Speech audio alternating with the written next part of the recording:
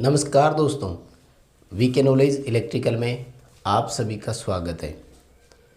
दोस्तों, अभी रिसेंटली नवोदय विद्यालय समिति का पेपर हुआ। इलेक्ट्रीशियन के उसमें 60 क्वेश्चन आए थे। हम ये एक एनालिसिस करने जा रहे हैं कि वो जो 60 क्वेश्चन आए थे, क्या सिनेरियो था, क्या लेवल था, और पेपर में जो क्वेश्चन पूछे वो आए कहाँ से थे। हमें टेक्निकल हेल्पर के लिए उससे क्या सीख लेनी है। यूपीपीसीएल TG2 की हम अगर तैयारी कर रहे हैं तो एनवीएस पेपर को ध्यान में रखते हुए हमें अब क्या करना चाहिए, क्योंकि एनवीएस का पेपर काफ़ी अच्छा पेपर था। कुछ क्वेश्चन ऐसे भी थे जो बच्चों को बहुत बड़े लेवल के, टफ लेवल के लगे। कुछ पेपर बहुत आसान सा भी लगा। तो पूरा एनालिसिस हम इस वीडियो में करेंगे। लास्ट तक कंप्लीट इस वीडियो को देखिएगा, बहुत कुछ आपको सीखने को इस वीडियो से मिल जाएगा। टेक्निकल हेल्पर के लिए ये वीडियो बड़ा अच्छा साबित हो सकता है, क्योंकि टाइम पर एनवीएस का एग्ज़ाम होना हमें बहुत कुछ सिखा देगा।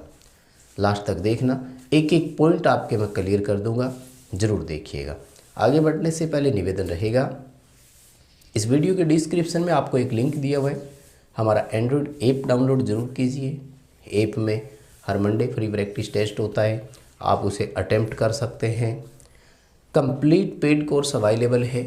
पूरे भारत में आप किसी एग्ज़ाम की तैयारी करें, आपके लिए एक सपोर्टिव पर्याप्त कोर्स उपलब्ध है, आप उसे ले सकते हैं। चैनल सब्सक्राइब ज़रूर करें, चैनल पर काफ़ी कंटेंट उपलब्ध है, वो भी आपके लिए बहुत हेल्पफुल साबित होगा। किसी भी एग्ज़ाम की आप तैयारी करें, चैनल पर भी बहुत सा मटेरियल आपके लिए उपलब्ध है। दोस्तों, बात करें एनवीएस एग्ज़ाम की, तो मैं आपको कुछ क्वेश्चंस ऐसे दिखाने जा रहा हूं जिसमें सेम इवन लाइन तक चेंज नहीं हुई। बहुत सारे एग्जांपल्स है, मैं आपको पूरे 10 से 15 क्वेश्चन का एक वीडियो सा दिखा दूंगा, जिससे हमें पता लग जाएगा कि क्वेश्चन कहाँ से आए।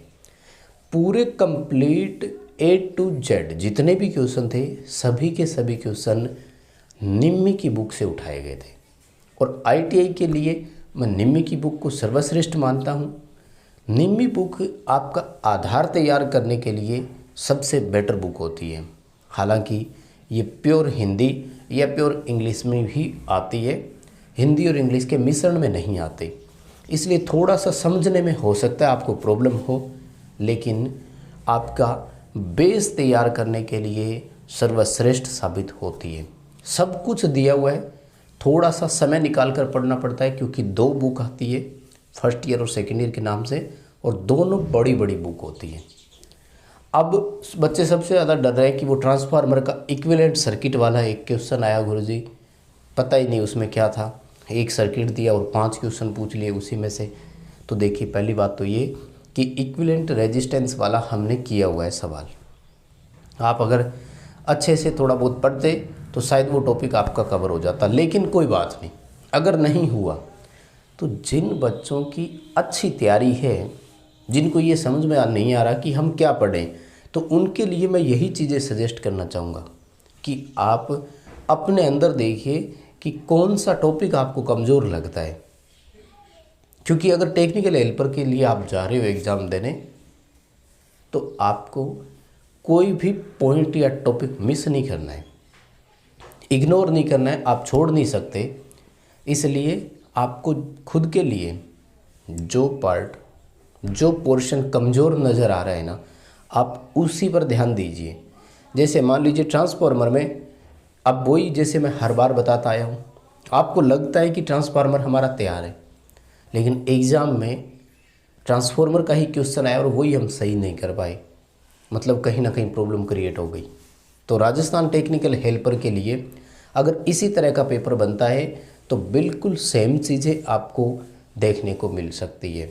बात आती है कि कोई इंजीनियरिंग लेवल का अगर बंदा पेपर बनाता है तो वो तो फिर जैसे कैपेसिटर हो गया, इन टॉपिक को ज़्यादा उठाता है। लेकिन अगर पहली बार जब भी पेपर कोई बनाता है ना, तो वो जनरली ITI बुक से ही पेपर बनवाता है। तो ये पूरा पेपर निमी की बुक से आया था, और एक एक जो आपके पॉइंट है वो हम जनरली निमी से ही पढ़ते आए, सारी चीज़ें हमने क्लियर की हुई थी। सो आई होप आगे से आप निमी बुक को बहुत अच्छे से पढ़ेंगे। आओ हम चलते हैं उन कुछ क्वेश्चंस की तरफ जिनमें सारी चीज़ें स्पष्ट लिखी हुई थी, और इसका पार्ट 2 सॉल्यूशन भी हम उपलब्ध करवा देंगे। अगर किसी को पूरा याद है जो ट्रांसफार्मर इक्विवेलेंट सर्किट का क्वेश्चन आया तो मुझे उसका डायग्राम बनाकर भेज देना, सॉल्यूशन करवा देंगे। अदरवाइज़ ऑफिशियल आंसर की आएगी तब तो सॉल्यूशन उसमें करवा ही देंगे।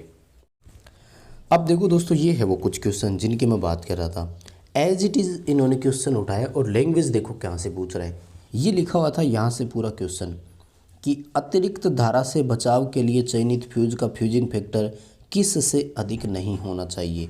तो यहाँ पर जो आपका आंसर है वो 1.4 आ जाएगा, क्योंकि इसने सारी बात लिखी है। देखो रिवायरेबल फ्यूज जो होता है वो 1.4 से 1.7 होता है, और इसका 2 तक हो सकता है। इसी तरह से HRC फ्यूज का 1.1 तक होता है। तो ये क्वेश्चन उसमें सेम टू सेम पूछा। और देखो मैं आपको दिखाता हूँ, ये देखो जैसे एक पूरा क्वेश्चन ही दिया मैग्नेट वाले से कि 200 चक्कर की एक कॉइल है और उसमें 1 एम्पियर की धारा प्रवाहित हो रही है, तो बताओ MMF कितना है। तो 200 एम्पियर टर्न हो गया। मतलब सेम टू सेम क्वेश्चन आपको बुक में से मिल रहे हैं, और ये सारी चीज़ें उसमें दी हुई है। जैसे ये न्यूमेरिकल पूछा कि एक कुंडली का इंडक्टेंस क्या होगा जिसका प्रतिबाधा 40 किलो हर्ट्ज है और 40 किलो हर्ट्ज पर 628 ओम हो। तो आपको XL = 2πfl का फॉर्मूला अप्लाई करके इंडक्टेंस ज्ञात करना था, जो कि 2.5 मिली हेनरी इसका उत्तर आ रहा है। और बताता हूँ मैं आपको, काफ़ी सारे क्वेश्चन है। जैसे देखिए रीड रिले जो है इसका आया था कि रिले के कॉन्टेक्ट पॉइंट किसके बने होते हैं। तो ये देखो कॉन्टेक्ट पॉइंट या तो सोने के बने होंगे या फिर रोहिडियम के बने होंगे, और यही क्वेश्चन आया था उसमें। रीड रिले जो होती है उसके कॉन्टेक्ट पॉइंट किसके बने होते हैं। और देखिए ये कॉपर वाला है, 29 परमाणु का डायग्राम दिया हुआ है और पूछ रहा है कि पहली कक्षा में कितने होते हैं, है ना। तो ये 2 इलेक्ट्रॉन आप देख रहे हैं, इसमें स्पष्ट आपको दिखाया गया है। उसके बाद देखो नियॉन साइन ट्यूब जो होती है उसमें पूछा था कि जो मरकरी उसमें भरी रहती है उसका दाब कितना होता है, जो पारा भरा जाता है उसमें। तो देखो 3 mm से लेकर 20 mm तक इसमें जो है वो पारे का दबाव रखा जाता है। बिल्कुल एज इट इज़ क्वेश्चन देखो ये निमी की बुक से उठाया हुआ है। उसके बाद में प्रकाश व्यवस्था वाला क्वेश्चन था कि अर्ध अप्रत्यक्ष प्रकाश व्यवस्था है, उसमें प्रकाश नीचे या ऊपर की तरफ कितना आता है। ठीक है, दोनों अलग अलग दिए हुए हैं, 10 से 40 है और 60 से। ठीक है, सेमी इनडायरेक्ट था ये। ठीक है, और फ्यूजों के कलर वाला देखो ये रहा, 10 एम्पियर के लिए फ्यूज है तो उसका कलर कैसा होगा, रेड कलर होगा, लाल रंग का होगा। और उसके बाद में ये देखो ये रहा, लेड एसिड सेल की जो फोरे प्लेट होती है वो किसकी बनती है। तो मैंने बताया आपको लेड पर ऑक्साइड की बनती है। 2 तरह की पट्टियाँ होती है ना, फोरे प्लेट और प्लांटे प्लेट, यानी निर्मित पट्टियाँ और स्वतः निर्मित पट्टियाँ। और जो AWG होता है अमेरिकन वायर गेज, वो व्यास को इंच या mm में नहीं मिल्स में नापता है। ठीक है ना, किस इकाई में नापता है, मिल्स, मिल इकाई जो होती है उसमें वो मापता है। और एक ये देखिए ये रहा निकिल आयरन जो सेल होता है उसका दूसरा नाम एडिसन सेल या क्षारीय सेल, इस तरह से। तो वो इक्विवेलेंट सर्किट वाला जो है वो भी जहाँ तक मुझे लगता है निमी से ही है, और एज इट इज़ हमें उसका भी मिल जाएगा। जब ऑफिशियल आंसर की आ जाएगी तो हम उसको देखेंगे। बात रिजल्ट दोस्तों ये है कि निमी बुक से काफ़ी पेपर आ रहे हैं आजकल एज इट इज़, इसलिए इस बुक को आप अच्छे से कवर करें क्योंकि इसमें बहुत कुछ दिया हुआ है। बेस आपका बहुत मजबूत हो जाएगा और इसमें बहुत कुछ आप सीख सकते हैं। बाकी मिलते हैं अगली वीडियो के साथ। इस वीडियो को लाइक कीजिए, चैनल सब्सक्राइब कीजिए, ऐप डाउनलोड ज़रूर कीजिए, वीडियो अपने दोस्तों को फॉरवर्ड कीजिए।